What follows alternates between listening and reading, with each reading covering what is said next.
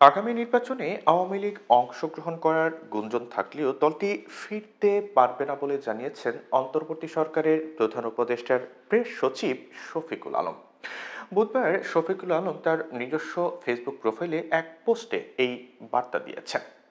Facebook পোস্টে press সচিব শফিকুল আলম উল্লেখ করেন যে গণহত্যা সমর্থনকারী আওয়ামী লীগের সমর্থকরা ভ্রান্তিতে আছেন যে দেশ নির্বাচনের দিকে ফিরে গেলে তারা রাজনৈতিক প্রক্রিয়ায় ফিরতে পারবেন, কিন্তু মানবতা বিরোধী অপরাধের দায় স্বীকার না করলে এবং খুন ও গুমের সঙ্গে জড়িত ব্যক্তিদের নির্মূল না করা পর্যন্ত এটি সম্ভব নয়।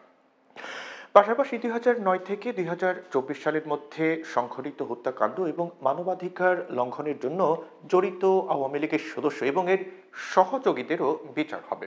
সাম্প্রতিক মাসগুলোতে বিভিন্ন বিদেশি কূটনীতিক এবং কর্মকর্তাদের সঙ্গে সাক্ষাৎ হয়েছে জানিয়ে প্রেস সচিব আরও লিখেছেন, তারা খুব কমই সমঝোতার বিষয়ে আহ্বান জানিয়েছেন।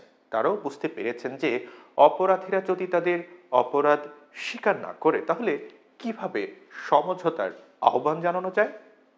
বরং তারা সংস্কার এবং দেশের প্রতিষ্ঠানগুলোকে ঠিক করার বিষয়ে বেশি সমর্থন জানিয়েছেন।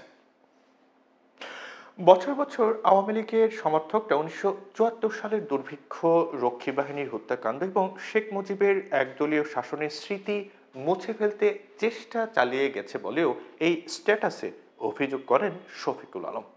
এই বিষয়ে তিনি আরও জানান যে বর্তমান প্রজন্ম এবার জেগে উঠেছে এবং তারা স্বৈর শাসনের প্রতিটি মানবাধিকার লঙ্ঘনের বিষয়ে সজাগ করেছে। তাদের প্রচেষ্টা প্রতিদিন পুরনো স্মৃতিকে সতেজ করছে।